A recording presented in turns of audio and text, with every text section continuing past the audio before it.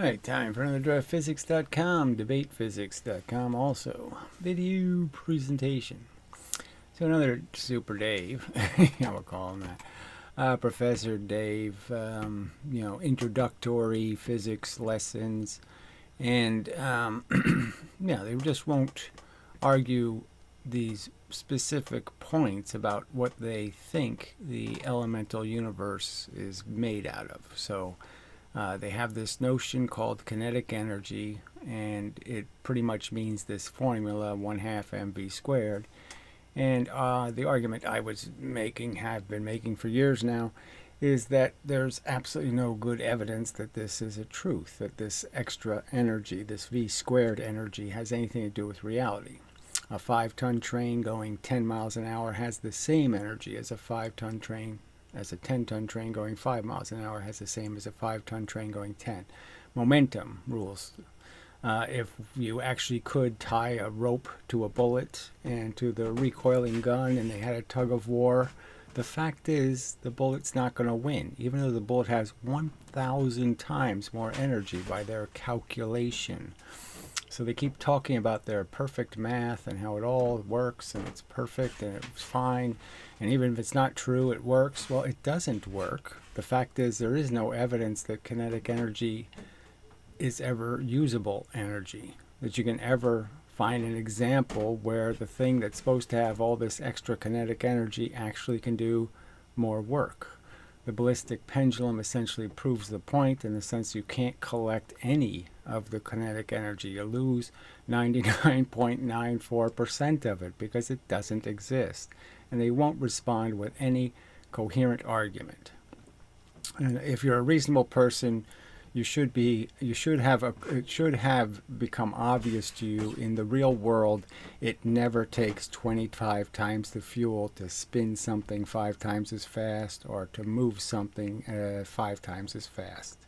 And the fact is that going 5 times as fast means you have 5 times the energy, not 25 times the energy. An 8-pound bowling ball going 16 miles an hour will in fact not move more matter in the universe than a 16-pound ball going 8. It's just a fact.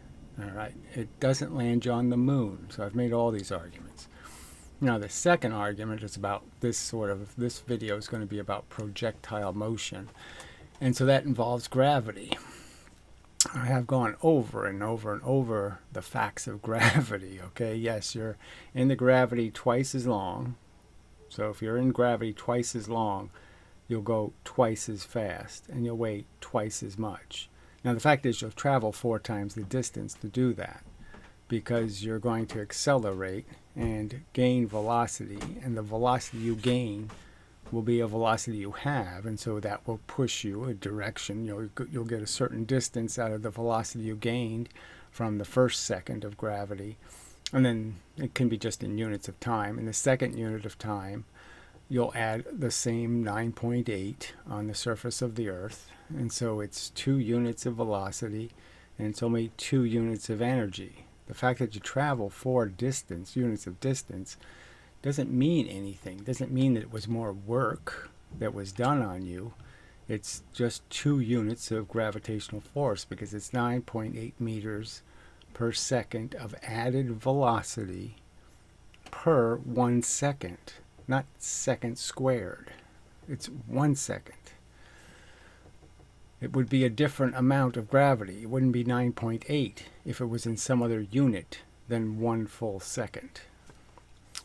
So I shouldn't have to go over and over this, but yeah, anyway, that's the state of things. So those are the simple arguments that they won't deal with. And I'll do comments probably at the end of this video, and they're just irrelevant. Nobody's countering the simple points made. Gravity creates momentum. This is another argument. It creates momentum. The bent space causes things to have momentum.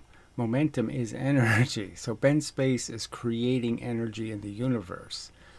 Just a fact. It's heating the center of the Earth right now. The center of the Earth is hot because gravity is causing it, because all this mass is on top of each other pushing towards the center, and it's a tremendous amount of crushing going on. There's no cancellation of my weight on this side of the earth and somebody else's weight on the other side of the earth. Those pressures do not cancel. They have to leave as heat.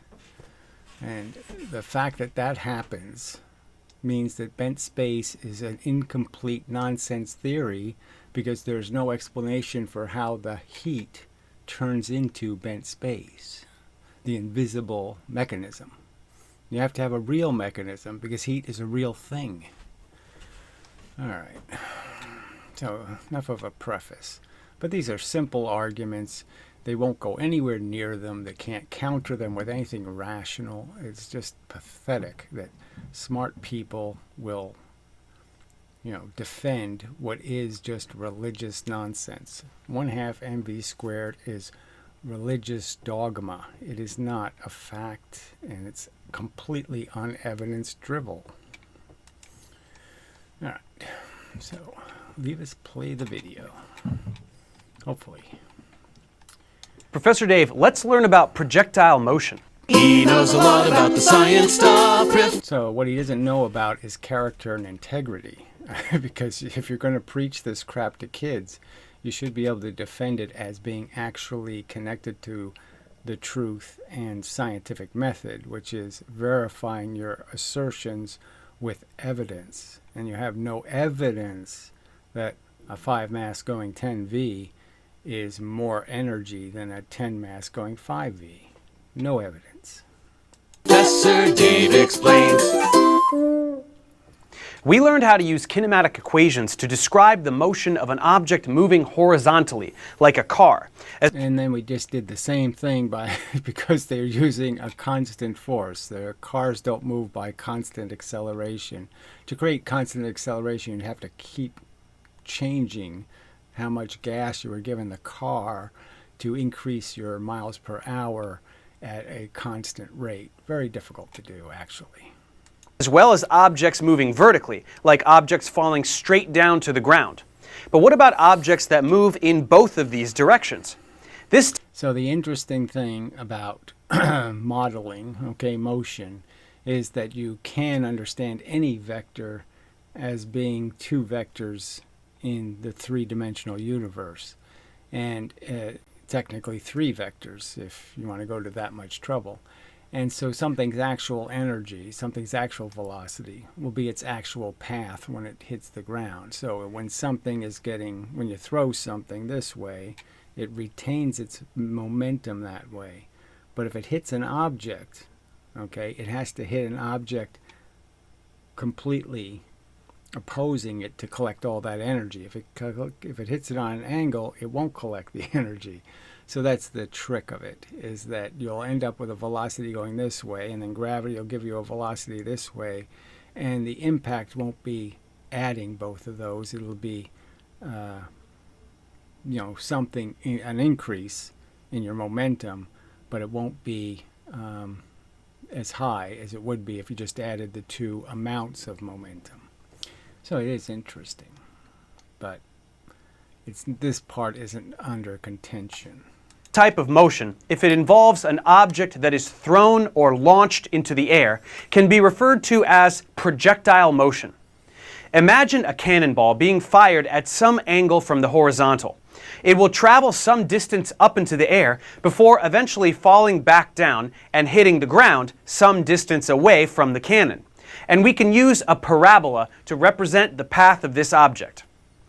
So part of the energy is going to be used to get a higher altitude in the gravity. So you're going to gain the benefit of gaining more energy from gravity, more falling distance. But to do that, you lost some of this way, right? So you're not going this way as fast because you're using some of the energy to go up. So it all balances out. So no matter what the parabola is, your impact will be the same vector. The important thing to understand about these kinds of examples is that the horizontal motion and vertical motion of the cannonball are completely independent of one another. This means we can use they can be understood to be completely independent. Now, whether they actually exist is an open question. Whether you really actually retain a motion this way and motion that way in gravity, who knows?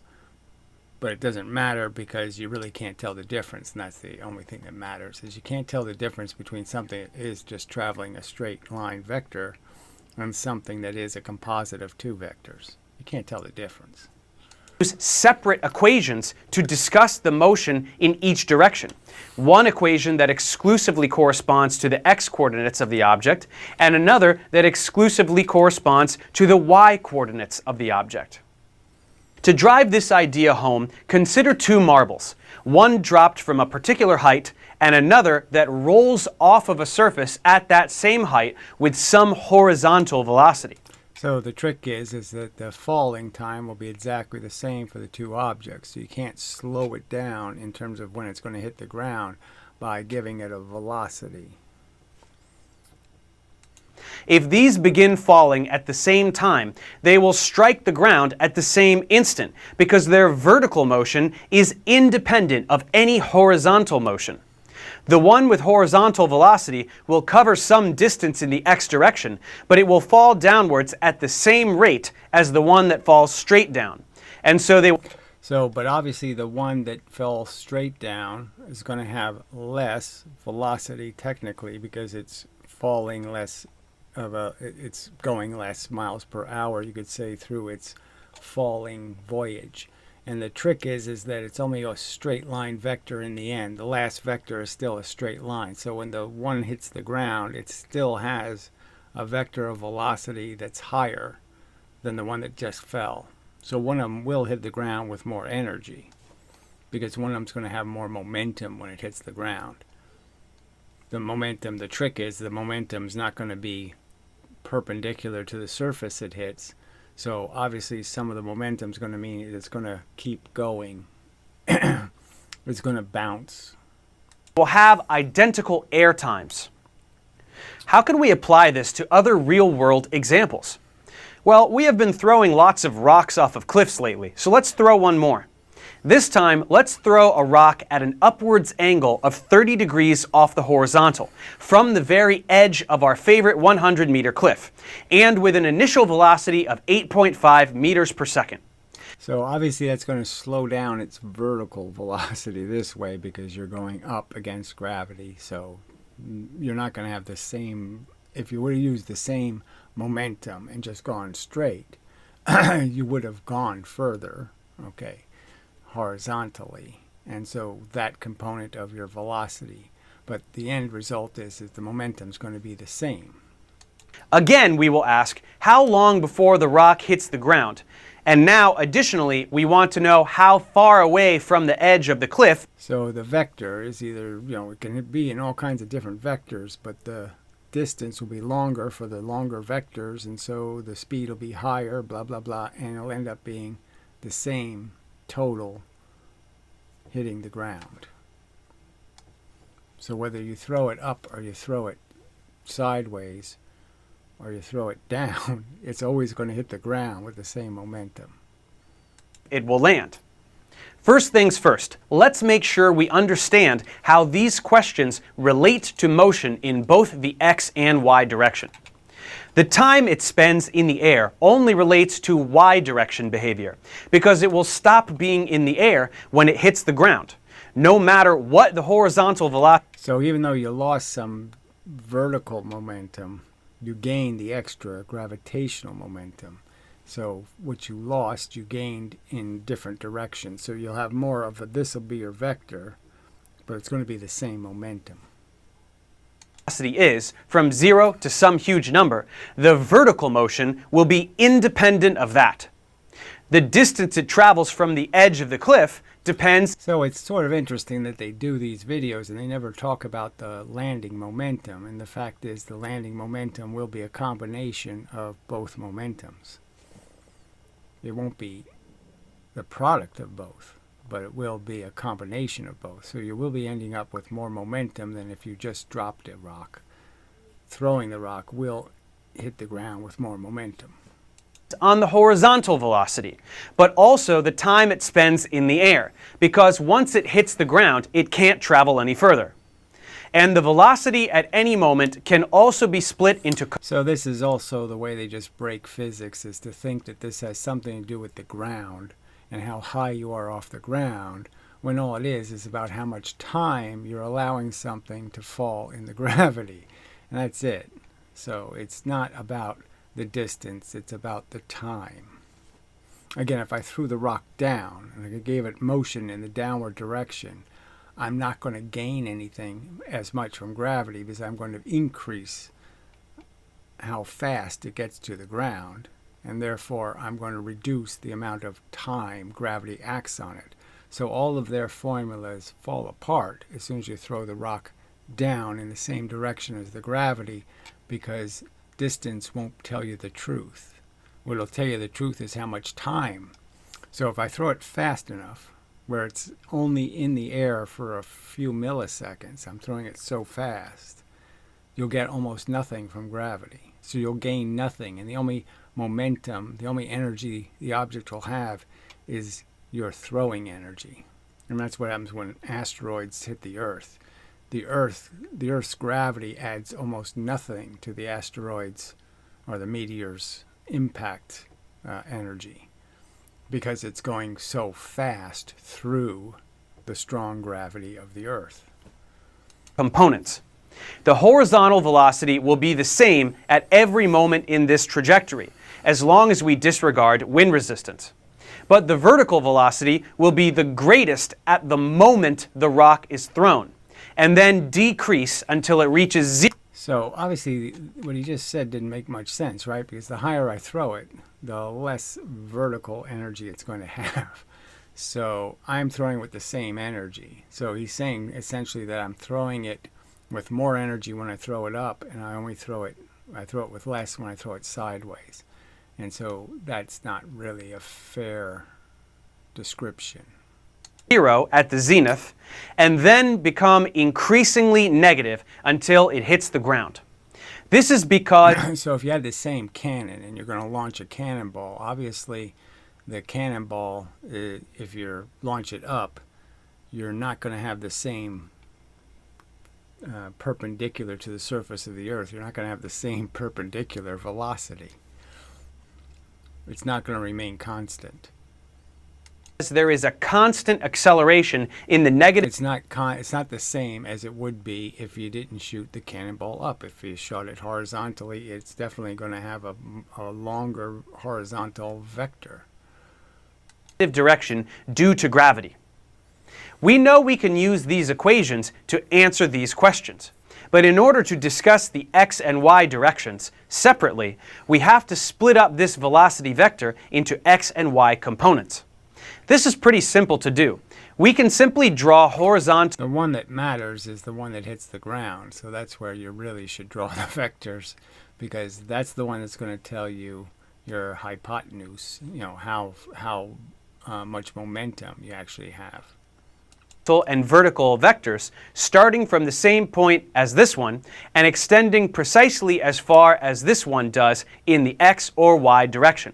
These can be labeled v. So it's a simple enough extra description that obviously you can't just add this to this and make a straight line this long, and this is all you're going to gain. So it's clearly more velocity than either one of the velocities you're going to get. You're going to get something from gravity, you're going to get something from you throwing it, and you're going to end up with a momentum that's greater than both of those individually, but it won't be as great as both of those added together. V sub x and v sub y. And we can think of these as being the legs of the right triangle with the existing vector as the hypotenuse. To find out the magnitude of these vectors, we just do a little trig. We know that the cosine of 30 will be equal to the adjacent leg over the hypotenuse, which means 8.5 cosine 30, or 7.36, will be the initial velocity in the x direction. We also know that the sine of 30 will be equal to the opposite leg over the hypotenuse, so 8.5 sine 30, or 4.25, will be the initial velocity in the y direction. These velocities are independent of one another, meaning that a rock that was thrown straight up with an initial velocity of 4.25 meters per second will land on the ground at precisely the same time as the one thrown at 8.5 meters per second, but at this 30-degree angle. That means that if we want to figure out how long it is in the air, this is no different than a problem with one-dimensional vertical. Right, so who cares how long it's going to be in the air? It doesn't tell you anything. What's its impact momentum? That's the more interesting question. Motion, provided that we And in what direction? understand that we are only looking at the y component of this velocity vector. So we can plug the numbers in, -100 for the displacement, 4.25 for initial velocity, and our usual acceleration. Putting it into standard form and plugging into the quadratic equation, we will take the positive result for t and say that the rock will be in the air for 4.97 seconds. This also makes it easy to calculate how far the rock will travel, because we know the horizontal velocity will be 7.36 meters per second. Right, horizontal, but the downward is 4.25, which is sort of half of 9.8. It's still close, so it's not a perfect example because he's times the 4.97 seconds that it is in the air, which leaves us about 36.6 meters away from the edge of the cliff. So projectile motion is a little more complicated than one-dimensional motion, but if we know how to divide any vector into x and y components, we can easily analyze projectile motion as the combination of two types of one-dimensional motion. Let's check comprehension. Let's not do that. Annoying. Okay, we'll just play the end.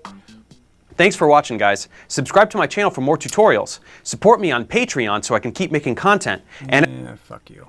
All right, so we'll go do some comments. So yeah, again, not very controversial, but I think it's a valid point to make, is that they really don't talk about the energy part of that equation and how the two motions, although they're real forces that you're applying energy to the object, that you only end up with a little bit more, than either one of them, and you don't end up with both of them combined. The thing doesn't hit the ground with two momentums. The combined momentum is what it hits the ground with, and the combined one is way short of the total. All right. That's probably enough of that, and we'll go find some comments. All right, found some. All right, so fails to shine. All right, so that's what he calls himself. So anyway, sorry friend. She is college trained and educated, so somehow that makes all the difference. So Faraday you would have never paid any attention to because he wasn't college educated. Is that your argument? I mean, look, there's lots of examples, and the simple truth is that, yeah, I've watched hundreds of physics lectures, and on these particular subjects, I've done extensive research on the double slit. I've seen more double slit videos than I think anybody on Earth. And so you're just going to play this game. Okay, so you're just proving my point. It's a very unscientific, very unintelligent attitude to have, is that I'm going to shut you off, because you're not wearing a credential. I mean, that's just bullshit. You can spend a couple of minutes and see, okay, I am literate on these subjects. I mean, I have seen the evidence. I know what Stern-Gerlach is. I mean, fuck you. You're being an asshole. Okay. It's like punching a baby in the face and stealing their ice cream. LOL. So again, and if it was so easy, then why wouldn't you do it? So I've offered thousands of dollars, to 40 or 50 YouTube channels to go ahead and make fun of me. Go ahead. I'll pay you to debunk me, and make a fool out of me, all right, by actually playing my video and actually responding to the arguments, but you can't handle it. All right. Not going to yield much progress for me, I think. Well, you think badly. All right. Now I'm just going to use you as an example. You're just one of these assholes who, in the future, as a little bit of respect to the work I have done and the fact that I am right, I would like the future to piss on your fucking grave. All right. I can't even bring myself to press the play button. I mean, it's just such ridiculous nonsense. Fuck you. I mean, get what you fucking deserve, you little weaselly piece of human garbage. What a jackass comment. You're just being a troll. Are you proud of that? Look at all this crap he types. Oh, amazing. P.S. Do a fellow Martin whatever memorial project, whatever this is. Why the fuck do I give a fuck about these other people? Why is that important to you? Why do you memorialize crazy nuts? I don't have a catalog of them. I don't have to waste any of my neurons watching them. Why do you do that? That's where I am right now. I don't know what that means. Plasmoids. Fractal. Oh, fuck you. So you're an idiot. All right, never mind.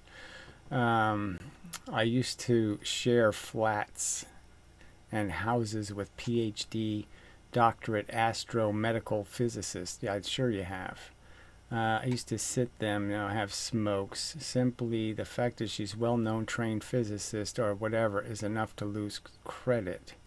That's like 20 IQ points down the drain minimum. I don't even know what that means. To be blatantly honest, I've only recently had your videos pop up into my feeding trough from the machines. I mean, all you people in this whining about what's, you really think your YouTube should give you just what you want to see and nothing else? Do you really want an internet that works that way, you fuck? God, you people are so fucking stupid. I want exactly the opposite. Whatever Google doesn't think I want to see, that's what I want to see. I think you were giving some other scientists to going over with their nonsense or something. Yeah, that's right. Oh, if you didn't watch the video, what the fuck are you commenting for, you fucking lunatic? I didn't watch it. I didn't watch it because I felt your attitude and emotional state were too low. Oh, I can't even, I'm not even going to bother. It's just too ridiculous. All right, sorry. I didn't know it was that idiotic a comment. All right, you have a learning disability. Hope this helps. And then he comments on his own comment. You stated that acceleration can't be written as meters per second squared. I'm saying there's just no rational reason to do that. It's only 9.8 meters per 1 second. It's a 1 second unit. That's why the unit's used, is because it's a 1. That's why they just put the unit, because it represents 1 unit. It's 1 meter times 1 second.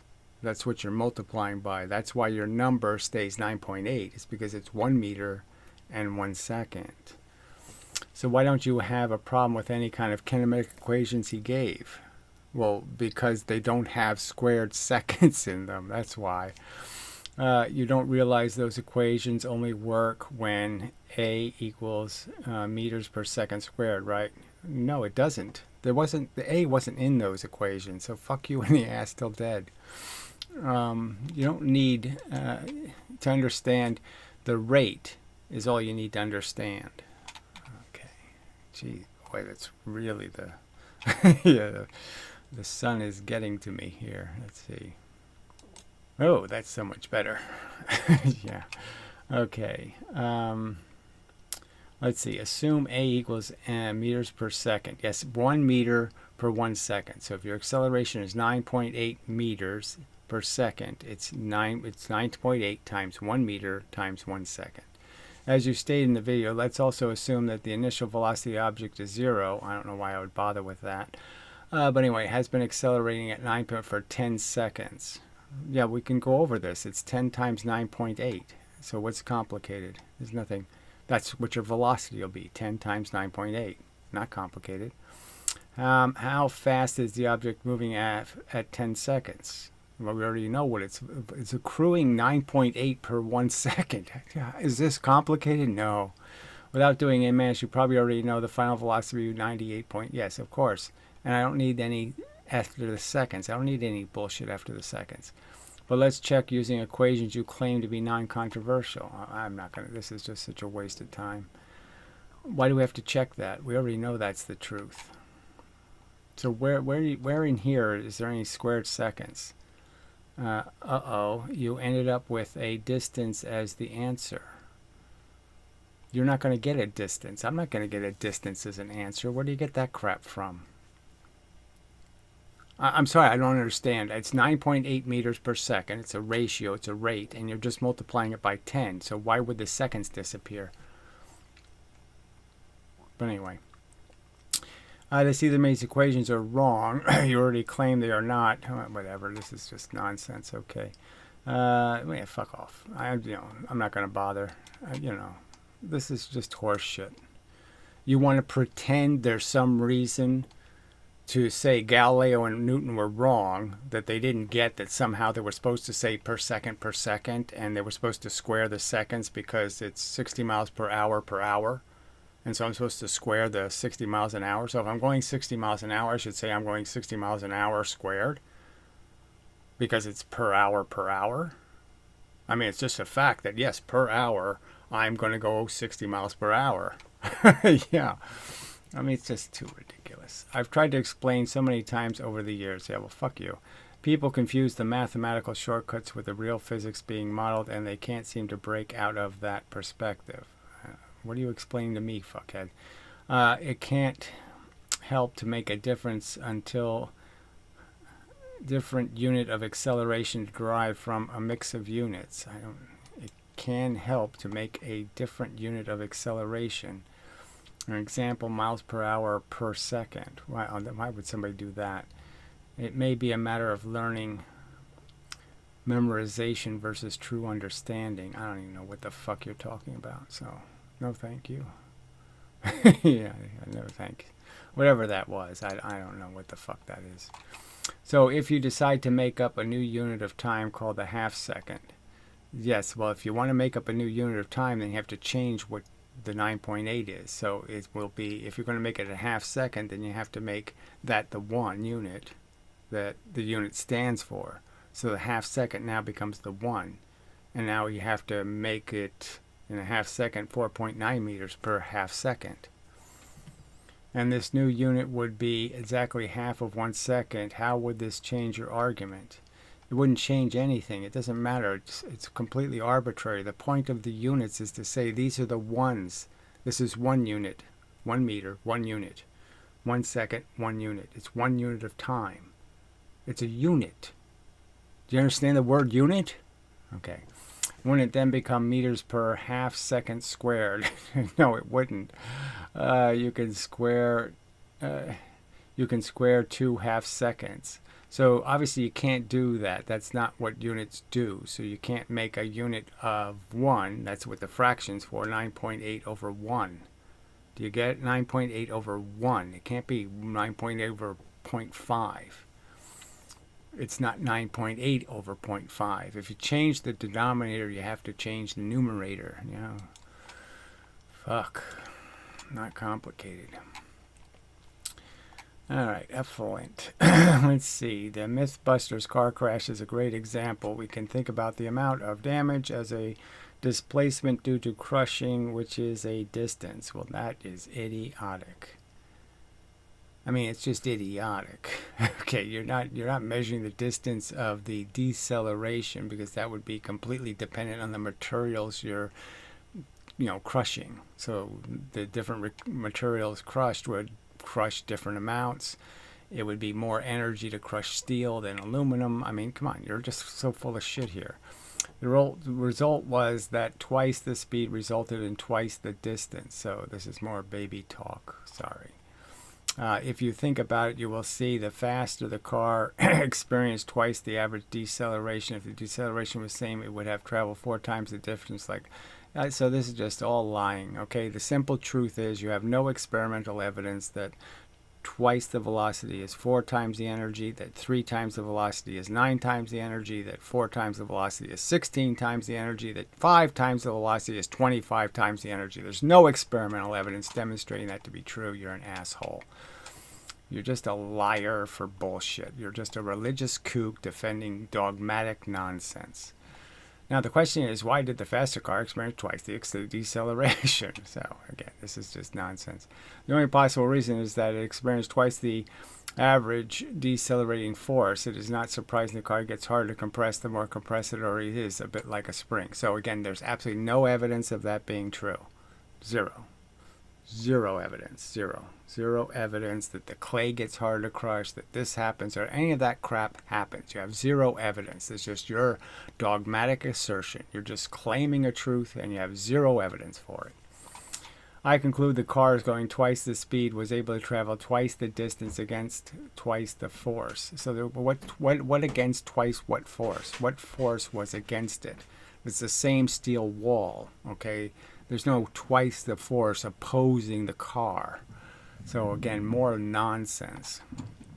While I understand that 5 times the speed required 25 times the fuel sounds unintuitive to you, the reasoning is similar. It is really this simple. So again, the reasoning is I have no evidence and I'll defend it anyway. That's all. So you're just saying, you're just a religious kook, okay? I should believe based on faith, not because you show a single piece, a grain of experimental evidence indicating any hope that it's 25 times the energy. Going 5 times as fast as 25 times the energy. You have no hope of demonstrating a shred of evidence defending that nonsense. And here you are defending it. I mean, you're just disgusting shits. All right. Amazing.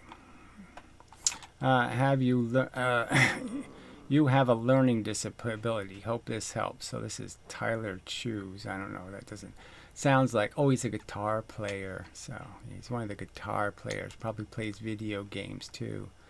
Well, we'll just remove it. But fuck you, lame ass. Okay, I love that you delete all the comments you don't like. Yeah, well, I delete disrespect because I haven't earned disrespect. So if you can't handle making an argument on the subject, then I'm going to delete you. That's right. And I'm certainly going to block you for that kind of rude shit. I don't have to take that crap from you. And the fact is once I've read the comment, I've read the comment. I responded to it, so I'm going to delete it. I mean, you're so lame, you people, you little whiny assholes. What, do you want me to put a link to my video under every one of your stupid, inane comments? Does that comment deserve some sort of response from me? I don't get to do the same thing on your videos because you don't make any. You get it? I should go on your videos and talk about your drug addiction or, you know, how you're horny to fuck little kids or something? Fuck you. So the strong interaction, he's defending the strong interaction. So again, there is no evidence of it. It doesn't exist. There's no evidence of any strong force, and there's certainly no evidence of a gluon, this silly frog particle, you know, that shoots its gluey tongue at a proton and then pulls it to itself. It's just such a pile of shit. Made up hobgoblin shit. The strong force is an interaction that keeps quarks together, forming protons and neutrons. It's been observed and measured. Liar. It hasn't been observed in any way, and it hasn't been measured in any way. It's all just calculated, so you're just such a fucking liar. All they're saying is look, we know how strong the repulsion is between protons, and we know they're together inside the nucleus. The nucleus is really small. We know they have to be really close to each other, and so we know how much force that has to be overcome. And the simple fact is that you could just negate the force by just sticking an electron between them. It's the simplest fucking argument. You have no counter argument. How does my theory that sticking an electron between the two protons, how would it not work? Why don't you explain how that won't work? That's not a way to get two protons really close to each other. You fuck. All right, so this guy says, dude, it can't viably be observed in isolation. It can't be observed, period. You also can't observe its fundamental effects. Isolation is referring to confinement. We also cannot observe the force with a range of 1 femtometer. You also only observe the byproduct of the force. Yeah, you observe the fact that the nucleus is really small, okay, and that's it. That's the only observation there is. There's no other observation here. The force remains unobserved. The action, the whole thing remains unobserved. There's no observation of the strong force. It's just idiotic. The strong force cannot be visibly observed like other forces. Well, the other forces aren't very observable either, frankly. You can only see what they do, and then you can draw, you can speculate about how they do it. And so I'm telling you that gravity is a real force. Einstein's telling you it's a bent nothing. Which, it doesn't take Einstein kind of brains to figure out. That doesn't make any goddamn sense. It doesn't explain anything. All right, so we're going to delete that just because it's nonsense, okay? You make these assertions that they've observed something. There's no evidence they observed anything. Again, they decided there was quarks inside of protons based on electrons deflecting. Well, what the hell, how does that prove the existence of quarks? Okay. Wow, you're just unbearable. You barely have an understanding of middle school, so this is just a waste of time. I'm sure I could beat the fuck out of you on a physics test, whatever, cowboy boy. And spent most of the time arguing about variables that aren't in the equation. Well, that's bullshit. Even in a real world experiment, most variables you're arguing about are negligible anyhow. Wow. So where's your evidence? Can you show me it taking 25 times the fuel to go 5 times as fast? Can you show a shred of evidence? No, you can't. Yeah, this is a special kind of sad. Couldn't imagine wasting hours of my single life. I don't know what that even means. My single life. Almost every day posting videos of myself talking about shit I clearly don't understand. Harrowing thought. So again, you're just one of these assholes, JDM3075, who deserves to have his fucking lousy, stinking, cruddy little life pissed on, frankly. So please, future, piss on this motherfucker's grave. These are garbage human beings, okay? They can't argue the argument. They can't stay on the subject to save their lives. Their task is so minimal. Just show me a piece of fucking evidence. Why don't you show me one ballistic pendulum experiment where they collect more than 0.06% of the kinetic energy? Why don't you just show me one experiment where they can do a little better than that? You fucking lying little sacks of turd. Ugh, disgusting human beings. Alright, I started watching the video of okay, that's Chris Logan stuff again, so I think we've done all we need to do and such. So God. If you hadn't heard me say it before, I hate it on this planet. You people are such stinking, lousy, scuzzy asswipes. Man. You are, it's like the planet of the yellow fucking bus. You're all just pissing and shitting and eating it, and you're just disgusting, stupid, ignorant bugs. You have humiliated hundreds of millions of years of evolution by turning neurons into toilet paper. Fucking pieces of garbage, pretending to be intelligent. Ugh, fuck you, liar.